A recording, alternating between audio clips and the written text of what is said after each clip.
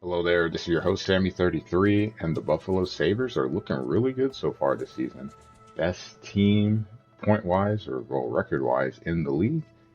Still have some tough games coming up this December, but things are going really well in Buffalo as we enter the second third of the season. Let's take a look at some of the reasons why Buffalo is looking pretty good.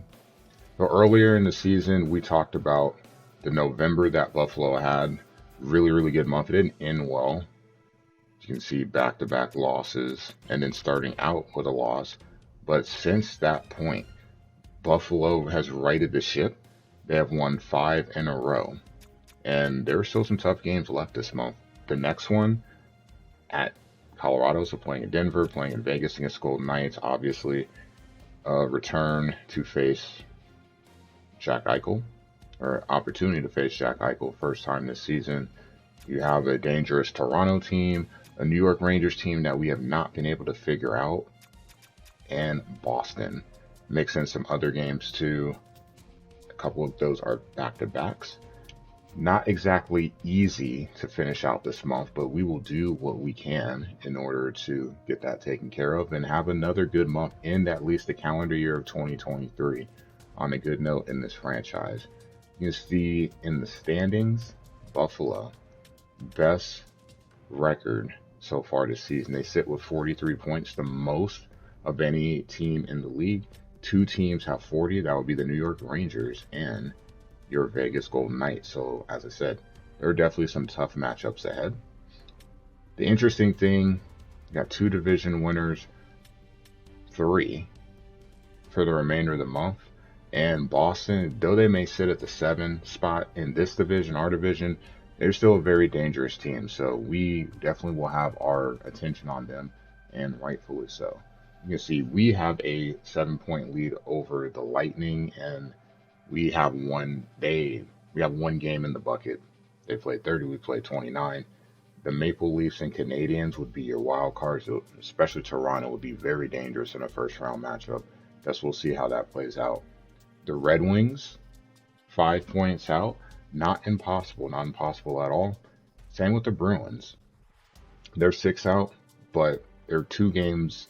They have 2 games in the bucket with Montreal, so they might be able to make up some ground with those 2 games and be right back in the thick of things. Ottawa, though, probably will not be.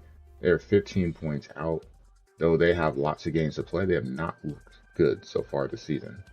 Other division in the East. The Metropolitan Division, the Rangers leading, 7 point lead over the Canes, the Devils in that 3rd spot. Columbus and New York right behind them. Penguins not so far back either. This is a closer division. The Caps are in last place. We'll see if they can turn it on later in the season. Flyers, though, they are in 7th. They're only 4 points out, so it's actually a pretty close division, all things considered. In the West, the Golden Knights lead the Pacific Division, not by much. They have a 1 point lead over the Oilers, but the Oilers do have 4 games in the bucket. Calgary, the 3rd spot. Your 2 wild cards are from this division, the Seattle Kraken and the Anaheim Ducks, my favorite Western Conference team. They're hanging in there. They've got 30 points. The Canucks right behind them, and then bringing up the rear, really, you have the Kings and the Sharks. Ooh, the Sharks, rough for them. 14 points through 29 games. In the last division, the Central, the Avs leading this one. They've got a 5 point lead over Chicago. Yes, I said that right, Chicago. The Blackhawks are in 2nd in the division. The Jets 3rd, Blues right behind them. The Coyotes sitting there at 5th, so they're not too far out. They're just 4 points behind the Jets. Stars and Predators struggling a little bit. They're 8 points out. And bringing up the rear in this division, the Wild. Though they have some games in the bucket, they sit 17 points back. So let's take a look at some of the stats for the Sabres. So you can see to this point in the season, Skinner leading the team with 39 points. Let's start with player stats. Most points. 2 guys with 39, Skinner and Tage. You see one as a playmaker, one as a goal scorer, even though he's pretty balanced in that. 2 guys with over 30, a group of guys in the 20s. You see Alex, nice return from the Eichel trade, an even split of 13 goals, 13 assists. Dahlin and Johnson, your two defensemen, 26 points apiece, lots of assists. Olofsson and JJ both with 12 assists. Olofsson just has one more goal. He's got 13 while JJ has 12. Cousins playmaking 21 points. 8 goals to go with it. And then Casey, 12 and 8. Power. Love to see him being productive at his age and point in his career. 18 points, 13 assists, 5 goals.